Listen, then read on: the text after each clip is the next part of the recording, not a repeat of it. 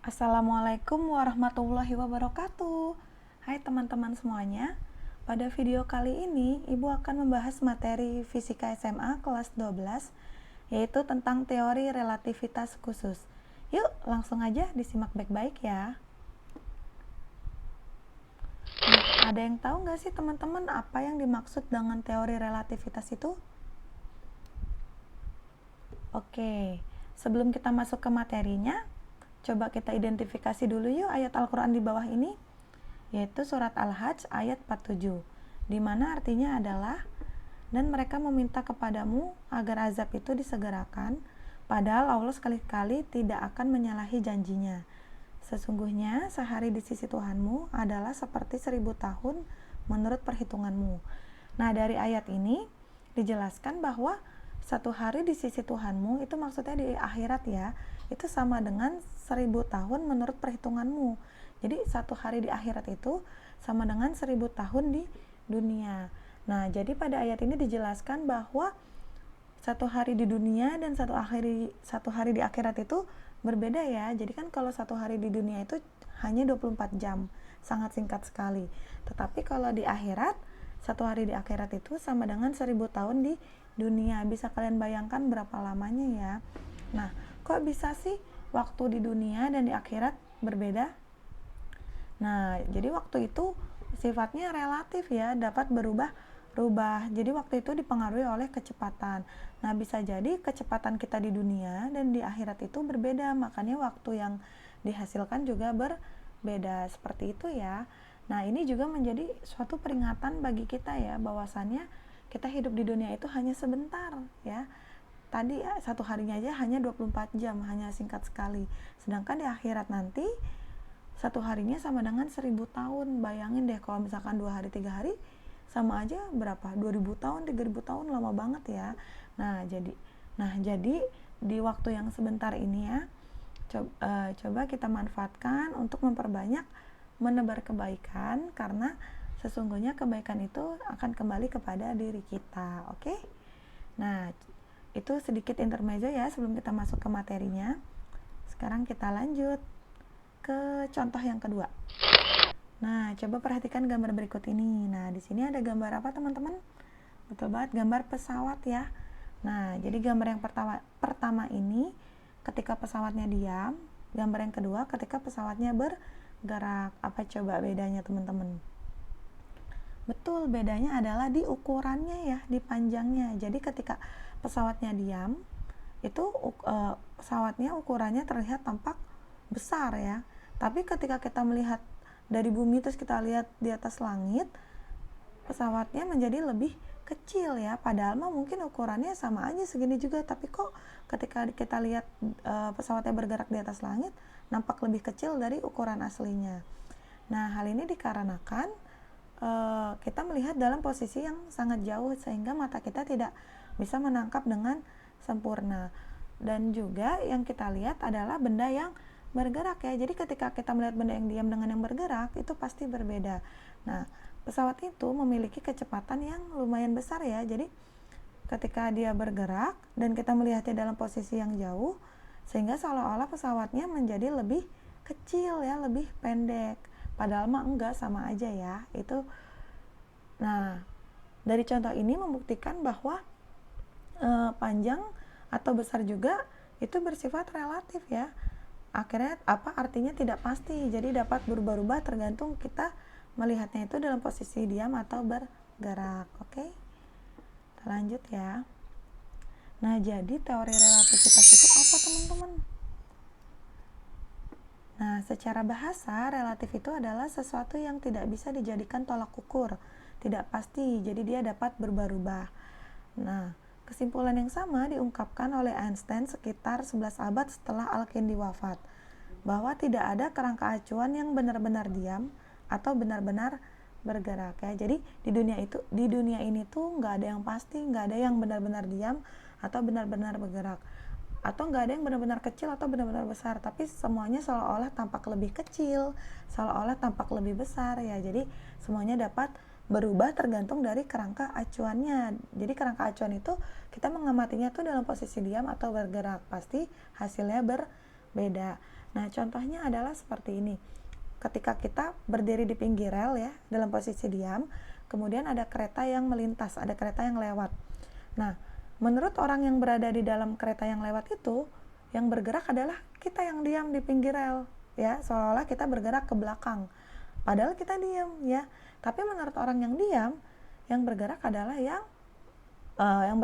kereta dan orang yang melintas di depan dia, ya. Jadi tidak ada kerangka acuan itu yang benar-benar diam atau benar-benar bergerak. Jadi semuanya itu tergantung dari mana kita melihatnya. Ilmuwan besar Albert Einstein secara terbuka membuktikan fakta ini dengan teori relativitas. Ia menjelaskan bahwa waktu ditentukan oleh massa dan kecepatan. Nah, jadi waktu itu ditentukan oleh massa dan kecepatan ya. Contohnya misalkan gini, ada dua orang pelari A dan B sedang berlomba untuk menempuh jarak 500 meter. Nah, yang A berlari dengan sangat kencang, yang B berlari pelan-pelan. Pasti waktu yang dibutuhkan berbeda dong, ya nggak? Nah, jadi ketika pelari A berlari dengan sangat kencang, pasti waktu yang ditempuh menjadi lebih sedikit, lebih kecil ya. Tetapi kalau yang pelari B, dia larinya dengan sangat lamban, pelan-pelan, pasti waktu yang ditempuh juga semakin besar ya. Jadi waktu itu dipengaruhi oleh kecepatan dan massa. Nah, menurut Al-Kindi, waktu, ruang, gerakan, benda semuanya itu sifatnya relatif, tidak absolut, tidak pasti ya. Namun ilmuwan barat seperti Galileo, Descartes, dan Newton menganggap semua fenomena itu sebagai sesuatu hal yang pasti atau absolut. Nah, hanya Einstein lah yang sepaham dengan Al-Kindi. Oke, kita lanjut ya. Postulat Einstein tentang teori relativitas khusus yaitu, postulat itu adalah asumsi ya atau pendapat Einstein menurut teori relativitas khusus. Yaitu ada dua. Yang pertama, hukum-hukum fisika memiliki bentuk matematis yang sama pada semua kerangka acuan inersia yang bergerak dengan kecepatan tetap. Jadi menurut Einstein ini, hukum-hukum fisika memiliki bentuk matematis yang sama. Nah, contohnya aja ini ya, kalian ingat nggak nih persamaan gaya Coulomb ya, kakiku retak-retak atau kakiku lari-lari. Nah, coba kita bandingkan dengan persamaan gaya gravitasi Newton. Nah, ini ya, dua-duanya ini sama-sama gaya, tapi yang satu itu gaya tarik-menarik atau tolak-menolak antara dua buah muatan, ya, Ki. Kalau gaya gravitasi Newton ini gaya tarik-menarik atau tolak-menolak antara dua benda bermassa. Nah, kalian bisa lihat nih persamaannya mirip kan? Nah, inilah yang dijelaskan oleh Einstein tadi ya, bahwa hukum-hukum fisika itu memiliki bentuk matematis yang sama ya. Nah, bisa dilihat nih persamaannya hampir mirip kan bentuknya, polanya ya. Jadi sama. Yang dicari adalah gaya, K-nya di sini adalah konstanta, di sini juga ada G di sini juga konstanta gravitasi ya, sama-sama konstanta dan polanya sama banget seperti itu. Oke, kita lanjut ya ke postulat yang kedua.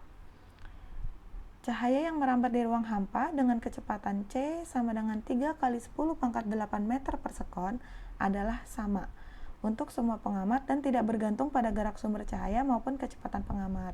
Jadi pada postulat kedua itu dijelaskan kecepatan cahaya baik di ruang hampa, baik ditinjau oleh pengamat yang bergerak atau diam, dia kecepatannya selalu sama, yaitu 3 kali 10 pangkat 8 meter per sekon ya. Oke, lanjut. Pada teori relativitas akan mengandung suatu pengali. Nah, ini ya simbolnya, simbol besarannya seperti gamma yang disebut dengan tetapan transformasi Lorentz. Persamaannya adalah seperti ini ya. Tetapan transformasi Lorentz sama dengan 1 dibagi akar 1 per 1 min V kuadrat per C kuadrat. Di mana yang seperti gamma ini adalah tetapan transformasi Lorentz, V-nya adalah kecepatan benda ya, meter per sekon, C-nya adalah kecepatan cahaya, 3 kali 10 pangkat 8 meter per sekon. Oke, lanjut ke macam-macam teori relativitas. Yang pertama ada kecepatan relativistik, yang kedua ada pemuaian atau dilatasi waktu, yang ketiga ada kontraksi atau pengerutan panjang, yang keempat ada massa relativistik. Nah, inilah yang akan Ibu bahas ya nanti satu persatu setelah slide ini. Sebenarnya teori relativitas itu masih banyak ya, ada energi relativistik, ada momentum relativistik, tapi pada video ini Ibu ingin membahas 4 dulu ya. Oke, kita bahas yang pertama, yaitu kecepatan relativistik. Kecepatan relativistik adalah kecepatan yang nilainya mendekati kecepatan cahaya.